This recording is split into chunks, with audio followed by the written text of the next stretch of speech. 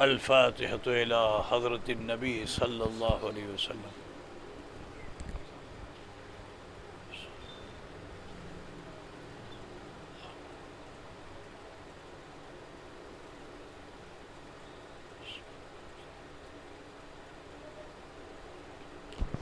وصلى الله تعالى على خير خلقه نور عرشه محمد وآله وصحبه أجمعين برحمتك يا أرحم الراحمين بحق لا إله.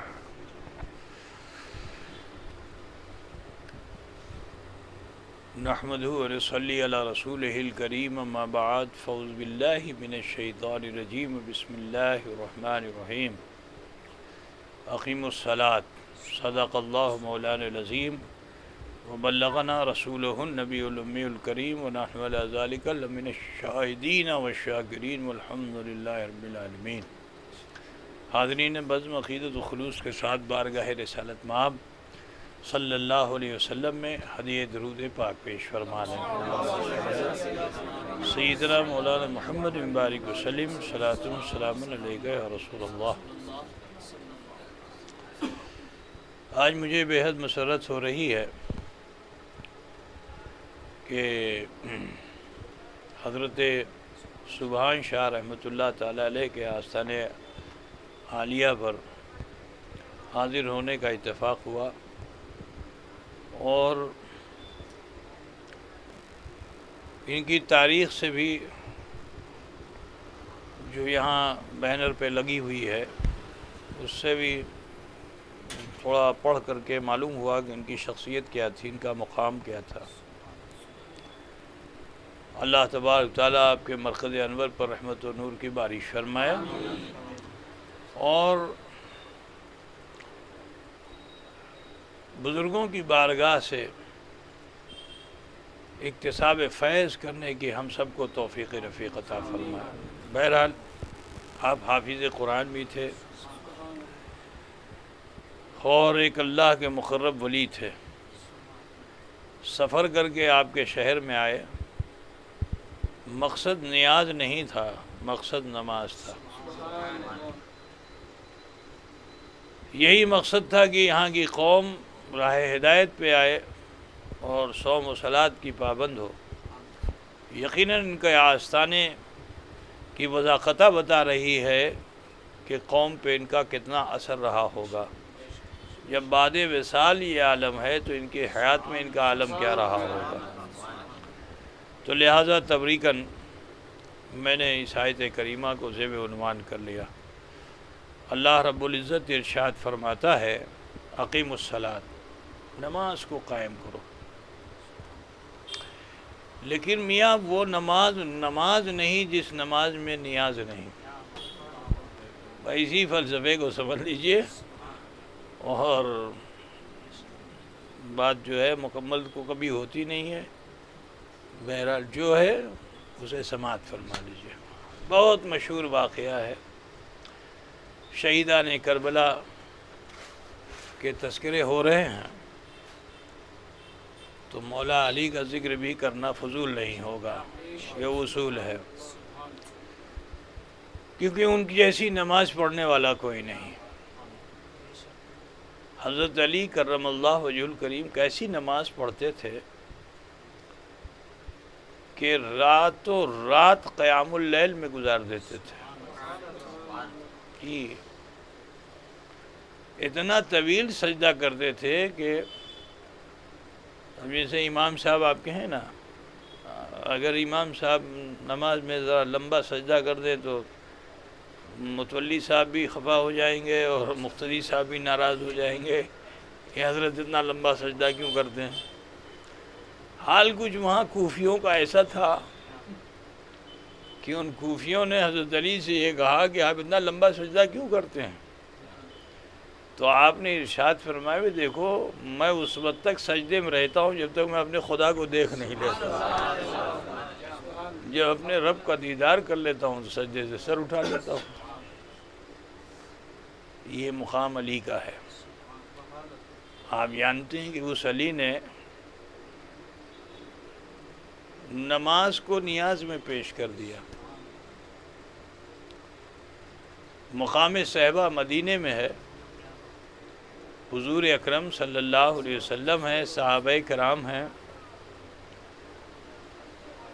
آقا صلی اللہ علیہ وسلم ظہر کے بعد قیلولے کے عادی تھے، تو سرکار دو عالم صلی اللہ علیہ وسلم نے استراحت فرمانا چاہا، تو علی سے فرمایا کہ علی مجھے استراحت کرنا۔ حضرت علی نے فوراً اپنا زانو بچھا دیا، عرضی لگائی یا رسول اللہ آپ استراحت فرمائیں۔ اللہ کے رسول صلی اللہ علیہ وسلم نے حضرت علی کرم اللہ وجہ الکریم کو کہ زانو اقدس پر آپ کی آغوش میں اپنا سر رکھ دیا، بس یوں سمجھ لیجئے کہ جیسے رحل پہ قرآن آ گیا ہو۔ آپ نے استراحت فرمایا اور عالم یہ ہوا کہ عصر کا وقت آیا اور جانے لگا۔ اب ذرا سوچئے کہ جو علی ہر سجدے میں خدا کو دیکھتے ہوں، اس علی کی نماز کا عالم کیا ہوگا؟ وہ علی نماز سے کتنا پیار کرتے ہوں گے، ہر سجدے میں خدا کو دیکھتے تھے۔ لیکن نماز کا وقت جب جانے لگا، اور وہ نماز کی جس کے لیے اللہ تعالیٰ نے تاکید بھی کی، صلاۃ وسطیٰ کی حفاظت کرو، وہ نماز جانے لگی تو علی کو تو بے چین ہونا چاہیے تھا نا، بے قرار ہوئے۔ لیکن عشق نے کہا علی ایسا موقع کبھی نہیں ملے گا۔ ابو بکر نے اپنی بکریوں کا ریوڑ دے دیا، عمر نے اپنے کاروبار کا آدھا حصہ دے دیا، علی تم نے کیا دیا؟ ہدیے کی بات آئی نا، کہا علی تم نے کیا دیا؟ تو کہا علی اس سے اچھا موقع ہے نہیں، نماز کو نیاز میں پیش کر دو۔ نماز کو، اب نیاز اب صاحب مزار کے قریب ہو تو یقیناً نیاز سے خوب واقف ہو گیا آپ، ہے نا؟ کہا نماز کو نیاز میں پیش کر دو، حتیٰ کہ سورج غروب ہو گیا۔ کیا حضور نہیں جانتے تھے؟ بولو۔ لیکن حضور صلی اللہ علیہ وسلم علی کے جذبہ عشق کا امتحان لے رہے تھے کہ میرا علی عشق کے کس مقام تک آ گیا ہے۔ جب سورج ڈوب گیا تو حضور نے آنکھیں کھولی، دیکھا کہ علی کی آنکھوں میں آنسو ہے، اور وہ آنسوؤں کے قطرات موتیوں کے لڑیاں بن کر حضور کے رخسار پہ پڑ رہے ہیں۔ آپ کی آنکھوں میں سرخ ڈھورے آ چکے ہیں، اور ادھر افق پر بھی وہ سورج غم زیارت رسول، جو جدائی ہوئی نا تو وہ بھی حضور کے بچھڑنے کا غم آنسوؤں کی شکل میں افق پر سرخی چھوڑ کر کے رات کے اندھیرے میں چھپ گیا۔ اللہ کے رسول صلی اللہ علیہ وسلم نے دیکھا کہ افق پہ سرخی ہے، وہاں افق پہ سرخی ہے، یہاں علی کی آنکھوں میں سرخی ہے۔ اللہ کے رسول صلی اللہ علیہ وسلم نے اپنے چہیتے علی کو اس حال میں جو دیکھا نا، تو بس نگاہ ڈال دی سورج پر، اشارہ بھی نہیں کیا، نگاہ ڈالی سورج پہ۔ وہ بھی منتظر تھا کہ سرکار نظر کرم مجھ پہ ڈال دیں۔ اب جو حضور کی نظر کرم ہوئی نا تو وہ سورج جو ڈوب گیا تھا پلٹ کر اس مقام پہ آ گیا جہاں سے عصر کا وقت شروع ہوتا ہے، کہ علی اب جتنا لمبا سجدہ کرنا چاہتے ہو کر لو نا، کوئی عجلت نہیں ہے، آرام سے سجدہ کرو علی، ہاں رب کا دیدار کرتے ہو نا علی۔ یہ واقعہ آپ نے حد تواتر تک ہے، آپ سب نے سنا، علماء سے سنا، اپنے امام سے سنا ہے نا، یہ ذہن میں رکھیے۔ نماز کو نیاز میں پیش کر دیا، لیکن حضور صلی اللہ علیہ وسلم نے سورج کو پلٹا کر علی کی نماز کو قضا نہیں ہونے دیا۔ اب آؤ میں ایک اور واقعے کی طرف آپ کو لے چلنا چاہتا ہوں، بس اسی کو سنیں کہ رسول کائنات صلی اللہ علیہ وسلم اپنے اصحاب و مجاہدین کے ساتھ کفار و مشرکین سے جنگ فرما رہے ہیں، غزوے میں ہیں، اور بڑی بہادری سے صحابہ لڑے، شام تک فتح حاصل ہو گئی، فتح و نصرت کا جھنڈا نصب ہو گیا، اللہ کے رسول صلی اللہ علیہ وسلم نے لیکن ان صحابہ کو وہاں ٹھہرنے کا حکم نہیں دیا، فرمایا اے صحابہ یہاں سے کوچ کرو۔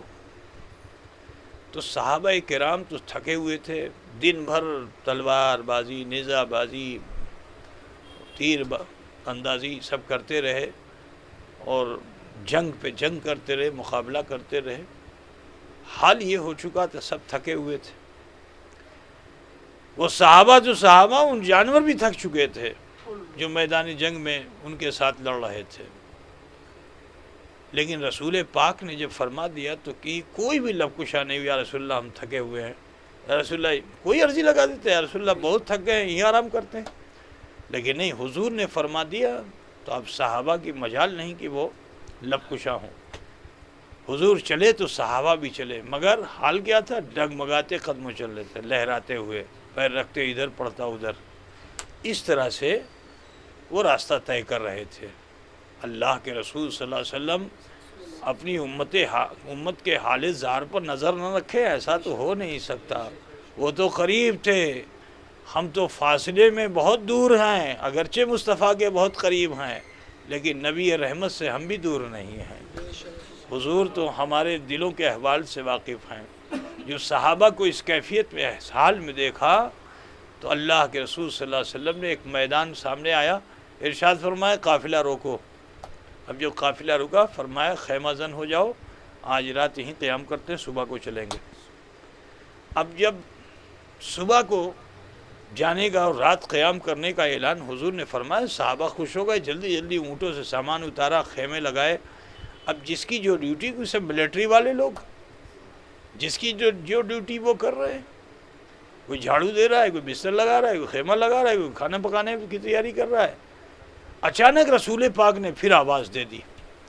اب جو رسول پاک نے پھر ارشاد فرمایا تو صحابہ حکم یہ ہے کہ حضور بلائیں تو جس حال میں اسی حال میں، نماز کی حالت میں نماز چھوڑ کے حضور کی بارگاہ میں جاؤ۔ تو صحابہ جس حال میں تھے اپنے تمام احوال کو ترک کر کے بارگاہ رسالت پناہی میں سب حاضر ہو گئے۔ رسول پاک صلی اللہ علیہ وسلم نے صحابہ کو دیکھا، ارشاد فرمایا کہ مجھے اندیشہ یہ ہوتا ہے کہ کہیں ایسا نہ ہو کہ یہ جو باد سرسر ٹھنڈی ٹھنڈی ہوا چل رہی ہے، اس کے اثر سے جب ہم بستر پہ جائیں، نیند آئے تو کہیں ایسا نہ ہو کہ فجر قضا ہو جائے۔ تو لہٰذا کچھ لوگ ڈیوٹی لگا لو جگنے کی، اور سب سے آخر میں بلال جگیں گے، وہی اذان کہیں گے۔ صحابہ نے اپنے اپنے وقت کو متعین کر لیا، آدھا گھنٹہ 1 گھنٹہ جو بھی، اس طرح سے سب نے جاگنے کی ڈیوٹی لگا لی کہ آخر میں بلال کو جگا دیا جائے گا۔ اب جو آخری صحابی انہوں نے بلال کو جب جگانا چاہا، وہ تو محو خرام تھے، اور حضرت بلال شمشیر زنی میں ید طولہ رکھتے تھے، حضور کے شانہ بشانہ رہ کر کے نہ جانے کتنے کفار و مشرکین کے سر قلم کیے تھے، تھکے ہوئے تھے، خود زخمی بھی تھے۔ اب جو نیند آئی تو گہری نیند میں چلے گئے۔ صحابی جگا رہے، بلال اٹھو، اٹھ ہی نہیں رہے، گہری نیند میں سن ہی نہیں رہے، حتیٰ کہ انہیں جھنجھوڑا صحابی نے۔ جب جھنجھوڑا تو آنکھ کھلی، مگر پلکوں پہ اتنا بوجھ تھا نیند کا کہ وہ آنکھیں کھل نہیں رہی تھیں۔ تو آپ نے جلدی سے آنکھیں مسلتے مسلتے اپنے کو بیدار کیا، اور پھر فوراً وضو کیا تاکہ نیند کا اثر زائل ہو جائے، اور اپنی جو ذمہ داری تھی اسے قبول کر لیا کہ اب فجر کا وقت ہوگا تو مجھے ہی اذان کہنا ہے۔ لیکن تھکان اتنی تھی کہ جب بیٹھتے تو نیند آتی، چلتے تو تھکان کا احساس ہوتا۔ اب بہت پریشان تھے کہ کہیں میں اگر سو گیا تو سب کی فجر قضا ہو جائے گی۔ تو حضرت بلال نے ترکیب کیا لگائی، جو تلوار آپ کے پاس تھی اس کو نکالا اور زمین میں گاڑ دیا، اور زمین میں گاڑ کر کے اس کی نوک پر اپنی ٹھڈی کو رکھ لیا، یہ تاکہ اگر مجھے نیند آئے گی تو اس کی انی چبھے گی، اور جب اس کی انی چبھے گی تو میری آنکھ کھل جائے گی۔ لیکن قدرت کو تو کچھ اور منظور تھا نا، اس حال میں بھی حضرت بلال سو گئے، اور ایسا سوئے کہ فجر کا وقت کیا، اشراق کا وقت آ گیا۔ اب جو آنکھیں کھلی تو سب شرمندہ، سب ایک دوسرے کو دیکھ نہیں پا رہے ہیں۔ سب شرمندہ ہیں، وہی سمجھتے ہیں میری قضا ہوئی، وہ سمجھتے ہیں میری قضا ہوئی۔ حضور کے اختیار کو دیکھو کہ سرور کائنات صلی اللہ علیہ وسلم نے سب کو بلایا۔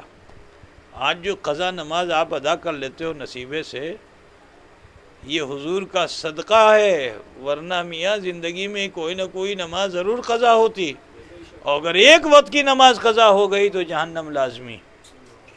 لیکن یہ تو صدقہ ہے میرے رسول کا کہ میرے رسول نے صحابہ کو بلایا اور جمع کر کے اللہ کے رسول صلی اللہ علیہ وسلم نے ارشاد فرمایا، سلو کما رأیتمونی اصلی، پڑھ لو ایسے کہ جیسے میں پڑھتا ہوں، تمہاری قضا بھی ادا ہو جائے گی، تمہاری قضا بھی۔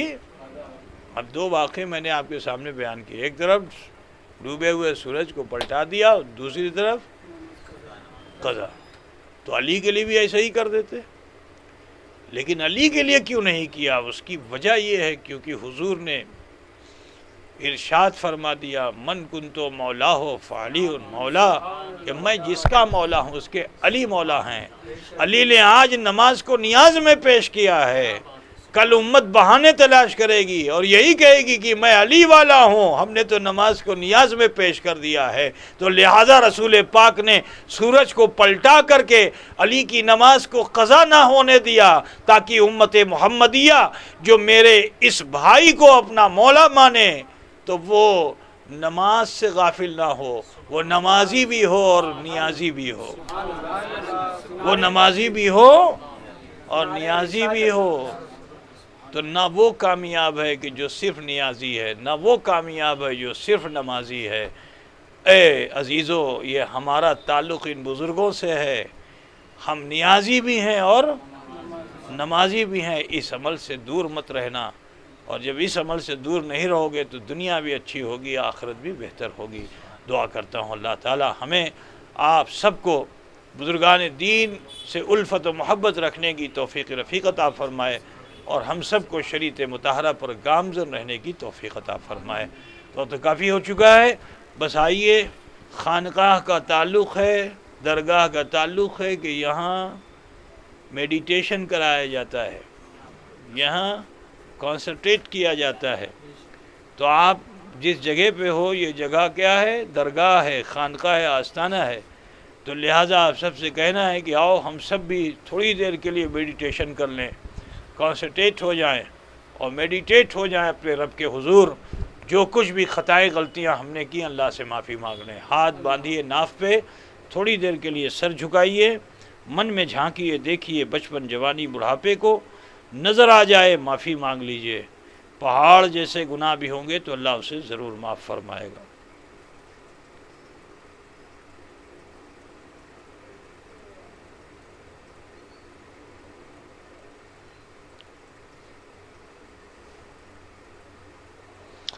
پڑھیں بسم اللہ الرحمن الرحیم۔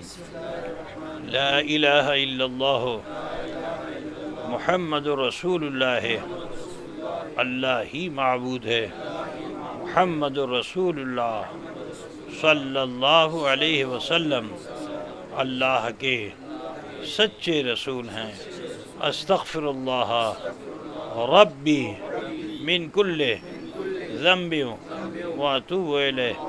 اے اللہ، تیری بارگاہ میں سچے دل سے سب چھوٹے بڑے گناہوں سے ہم توبہ کرتے ہیں، اور ہم وسیلہ چاہتے ہیں تیرے محبوب سید عالم نور مجسم احمد مجتبیٰ محمد مصطفیٰ صلی اللہ علیہ وسلم کا۔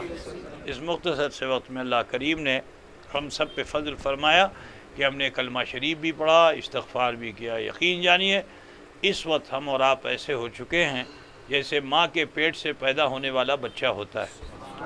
یہ میرا حکم نہیں ہے، فرمان رسول ہے۔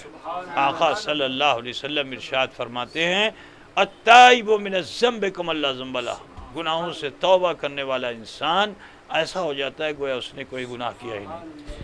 یہ بزرگوں کا وسیلہ ہے کہ ہم یہاں آ گئے اور اللہ نے یہ موقع ہمارے لیے اس وقت میں عطا فرما دیا۔ اب اسی پہ قائم رہنا، برائی سے بچنا اور شریعت کے پابند رہنا، تو انشاءاللہ دنیا بھی اچھی ہوگی، آخرت بھی بہتر ہوگی۔ السلام علیکم ورحمۃ اللہ.